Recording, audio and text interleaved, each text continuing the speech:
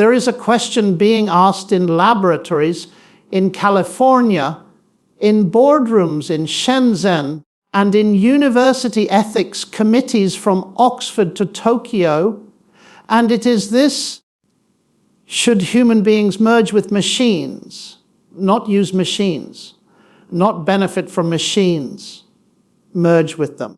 Chips in the brain, code in the bloodstream, minds uploaded, backed up, and so the promise goes made immortal. And before you decide this is science fiction, I want you to sit with a number for a moment. In 2024, a company backed by one of the wealthiest men on the planet implanted a chip into a human brain and had that patient move a computer cursor by thought alone. Not imagined. Done. Filmed.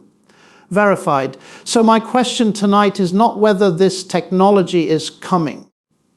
It is already here, knocking quite politely on the door of the human race.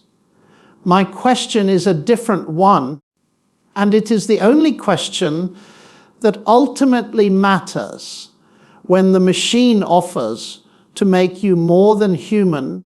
What exactly is being offered and what precisely is being asked of you in return? I want to begin with a promise, because every revolution in human history has begun with one. In the garden, the promise was, you will be like God. In Silicon Valley today, the promise is remarkably similar in shape, though rather different in vocabulary. You will transcend biology. You will transcend death.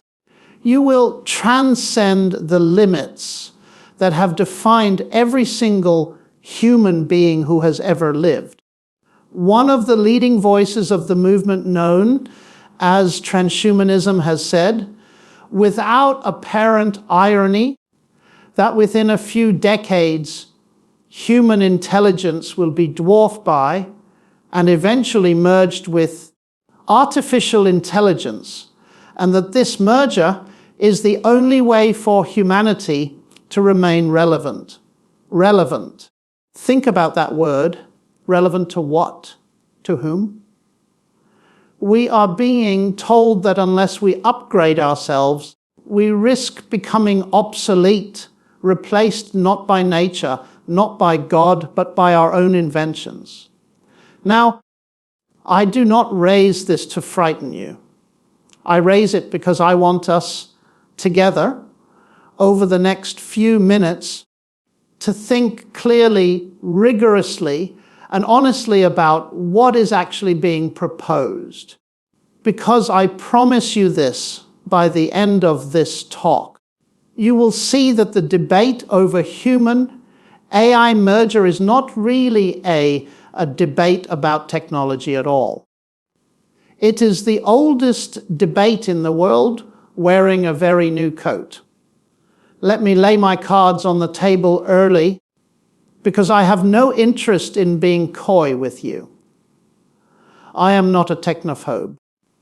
I have spent my life around mathematics, logic, and the philosophy of science, and I find the human capacity to build thinking machines to be one of the most extraordinary demonstrations of the very thing I want to talk about tonight, namely, that human beings are not accidents, but being unafraid of technology is not the same thing as being uncritical of it. A scalpel in the hand of a surgeon heals. The same scalpel in the wrong hand for the wrong purpose kills.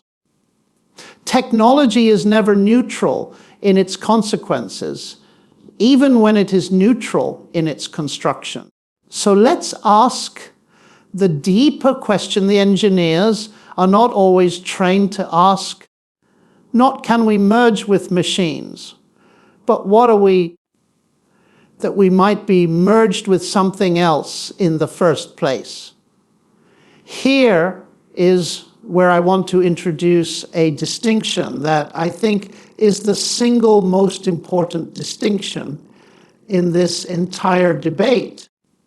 And it is one that gets lost in almost every popular conversation about AI.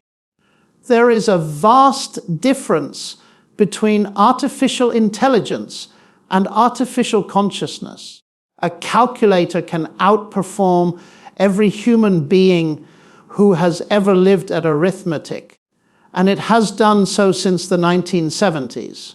Nobody is troubled by this because nobody believes the calculator knows it is calculating. Today's most advanced language models can write poetry, pass bar exams, and hold conversations so fluid that people fall in love with them. Genuinely, tragically, in some documented cases.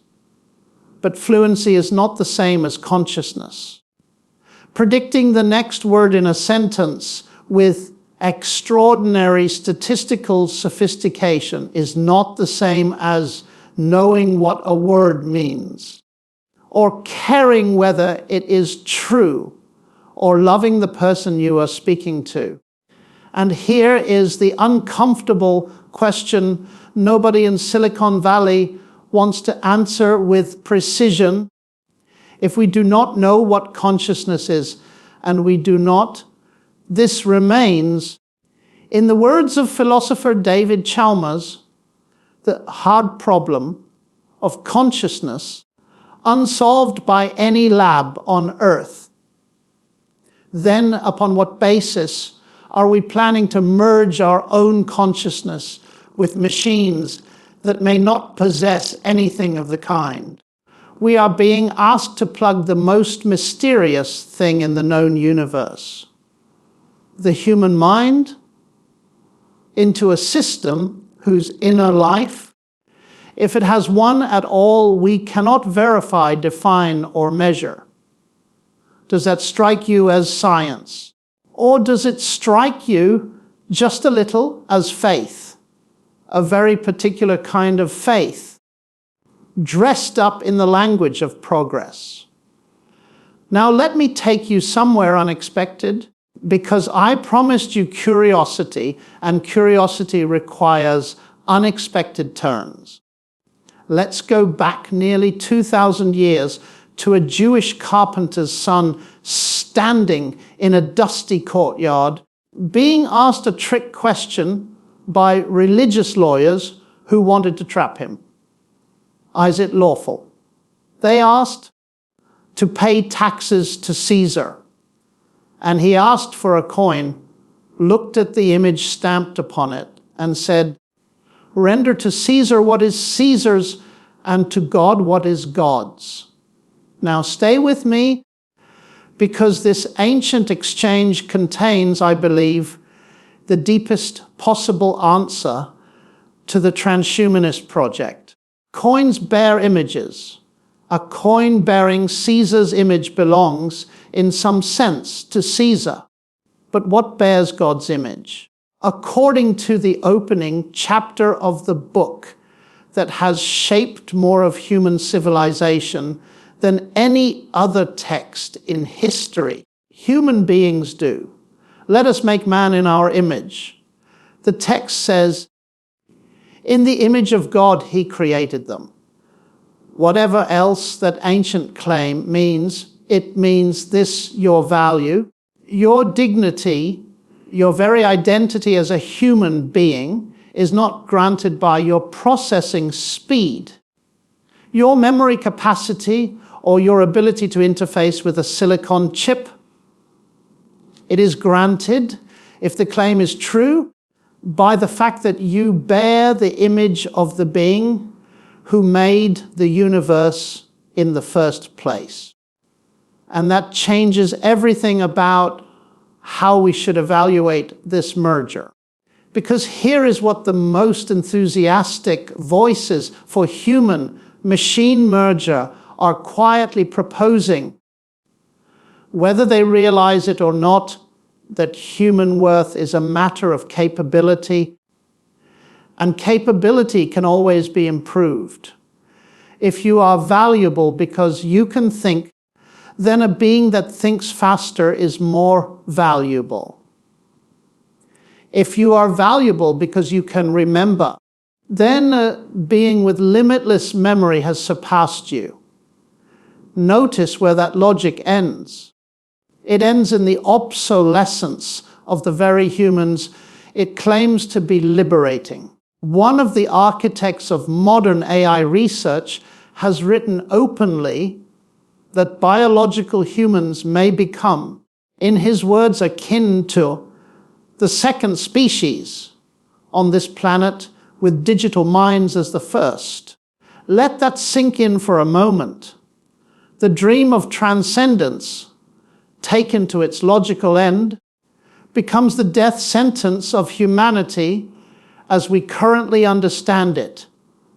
We were promised immortality, and what we may be building is our own obsolescence, engineered by our own hands, funded by our own optimism.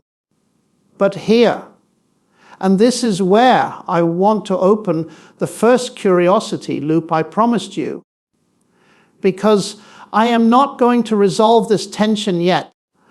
I am going to let it sit with you for a few minutes while we look at something else.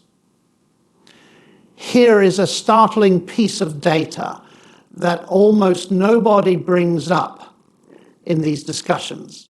The human brain, by even the most conservative estimates, performs computations that would require a supercomputer consuming megawatts of power, and it does so on roughly 20 watts, about the same as a dim light bulb, 20 watts. Your brain, right now as you listen to this sentence, is running on less power than your kitchen kettle uses to boil water for a single cup of tea, and it is outperforming in flexibility, adaptability, and creative insight every artificial system ever built by human hands. Engineers studying the brain's efficiency have called it, without exaggeration, one of the most extraordinary information processing systems known to exist anywhere in the observable universe. Now ask yourself an honest question. If naturalistic, unguided processes are responsible for producing a machine of that sophistication purely by chance and the blind operation of natural selection, should that not trouble the very people trying to build something comparable with billions of dollars? The collective intelligence of the world's finest engineers and decades of deliberate, purposeful design. We are spending unimaginable resources and unimaginable intellect trying to replicate badly and at a fraction of the efficiency. What evolution, on the standard secular account, achieved by accident. C.S. Lewis, writing decades before any of this was remotely possible, put his finger on the deeper issue when he warned that what we call man's power over nature turns out, upon inspection, to be a power exercised by some men over other men, with nature as its instrument. I want you to hold on to that warning, because we are going to return to it. Let's follow the second thread now, the one about immortality, because that is the beating heart of why this technology captivates so many people. Nobody is pouring billions into brain computer interfaces because they want a slightly better email experience.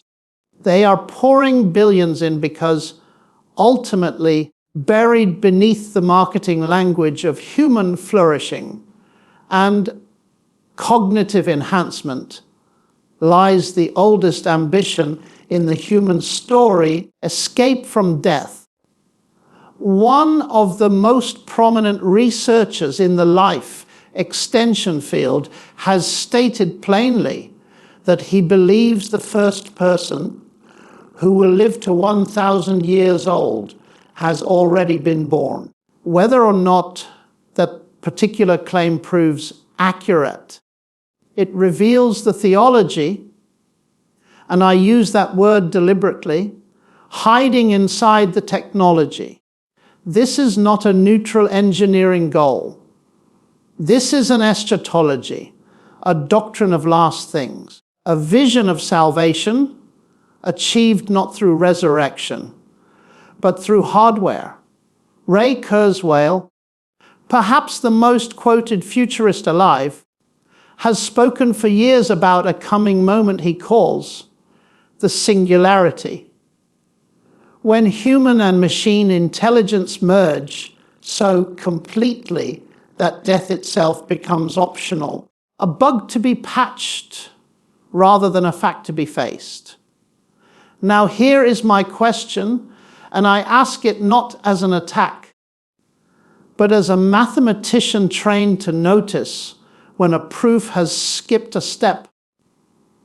Can you actually engineer your way out of death? Or can you only engineer your way into postponing the question of what death actually is? Because here is the piece the Silicon salvation narrative consistently leaves out. Suppose, for the sake of argument, that in 50 years scientists succeed in uploading a complete copy of your neural connectome into a digital substrate. Every synapse mapped, every memory in theory preserved. Here is the question that ought to keep every transhumanist awake at night, and remarkably, very few of them ever address it directly. Is that digital copy you? Or is it an extraordinarily convincing replica of you, while the original, the actual conscious experiencer, reading these words right now, simply dies, unaware that a copy of their information has continued on without them? Philosophers have wrestled with this exact puzzle for years under the name of the teleporter problem. And there is no consensus, none, on the correct answer. We are being sold immortality by an industry that cannot even agree on whether the thing being preserved is the person or merely the person's data. That is not a scientific answer. That is a leap of faith dressed in a lab coat. And I would simply observe that if you are going to take a leap of faith regarding what happens after death, and every single human being eventually does, whether they call it faith or not, you might want to examine which leap actually has evidence, historical testimony, and internal coherence behind it, rather than which leap has the better marketing budget. Now here is where I want to close the first curiosity loop, the one about human obsolescence, because I promised you I would return to it. And I always keep my promises to an audience. The transhumanist story tells us that human dignity is a function of capability, and therefore anything more capable than us displaces us. But the biblical story tells a radically different tale, and it is worth laying the two accounts side by side, because you will see immediately which one actually grounds human worth on solid ground and which one builds on sand. In the biblical account, your value was never a function of your processing speed. It was established once permanently at creation by the declaration of the one who made you. And it was reaffirmed at staggering cost at the cross, where the claim of Christianity is not that God admires human intelligence, but that God became one of us, taking on human flesh, human limitation, and human death, in order to redeem the very thing the transhumanists are trying to engineer their way past. Do you see the difference?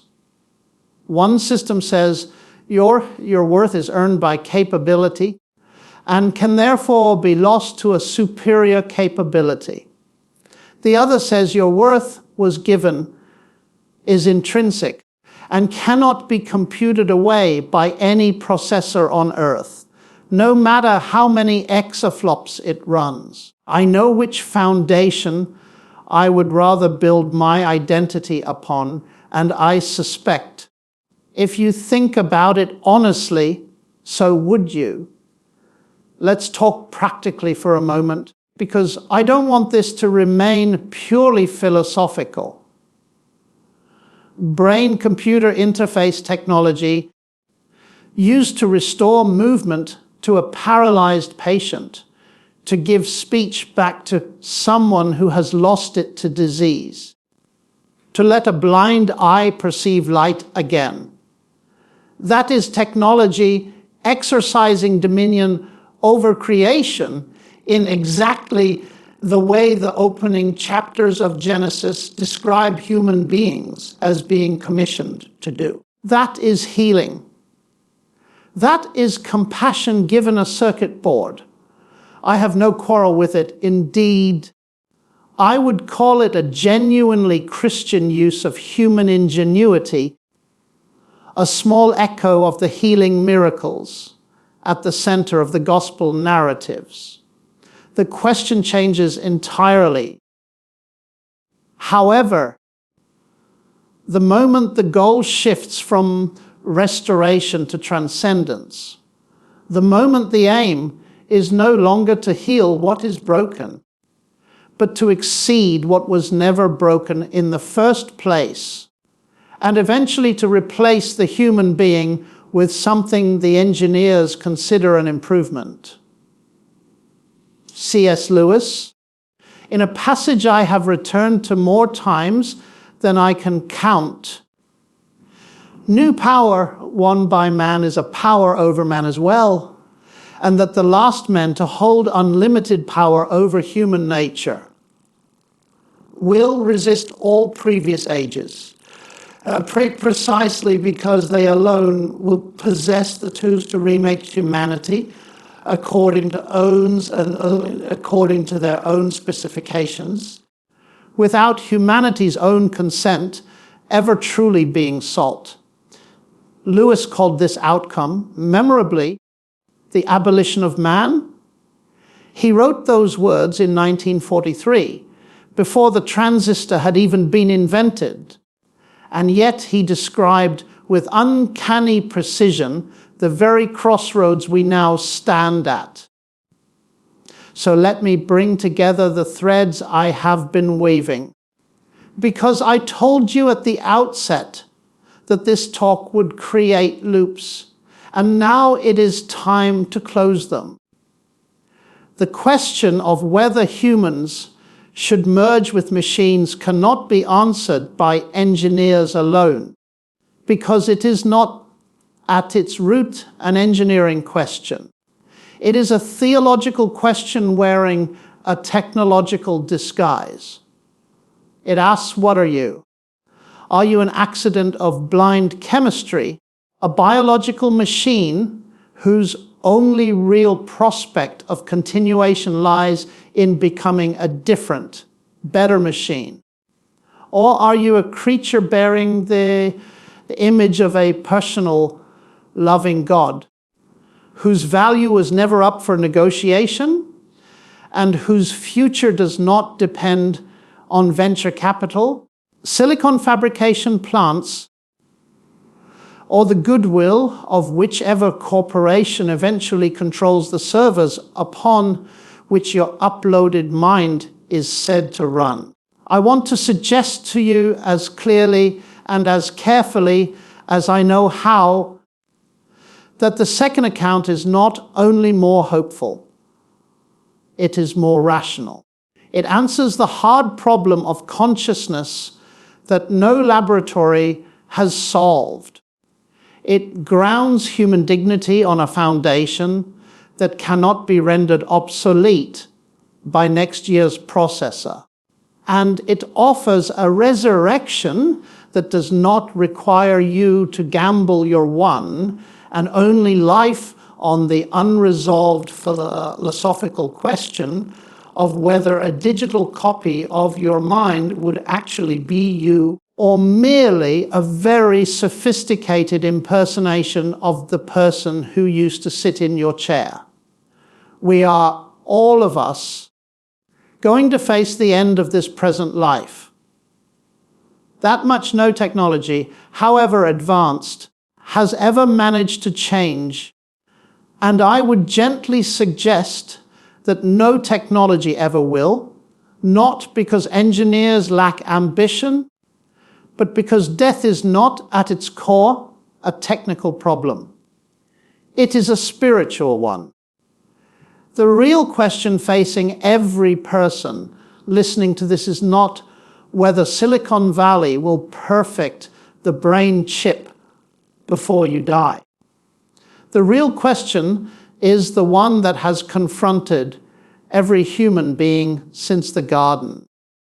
Will you trust the promise that you can become like God through your own cleverness, augmentation, and ambition? A promise as old as the serpent and as new as this morning's headlines? Or will you trust the one who the historical record insists actually walked out of a tomb, having already defeated the thing every transhumanist billionaire is desperately trying to engineer his way around? This talk is not really about one technology or one company or one billionaire's dream of living to 1,000 years old. It is about a question every single one of us will eventually face, whether we are ready for it or not. If you knew tonight that you had years left and not decades, what would you want to have been true? Not what would you want to have owned. Not what would you want to have achieved. What would you want to have been true underneath it all about who you are and where you are going, and whether the love that made you is the love that will meet you at the end? I would ask you to sit with that question longer than you sit with any headline about artificial intelligence, because it is, in the end, the only question that has ever actually mattered. Drop your thoughts below. I would genuinely like to know how you would answer that question. And if this has made you think even a little, please subscribe. More of these conversations are coming.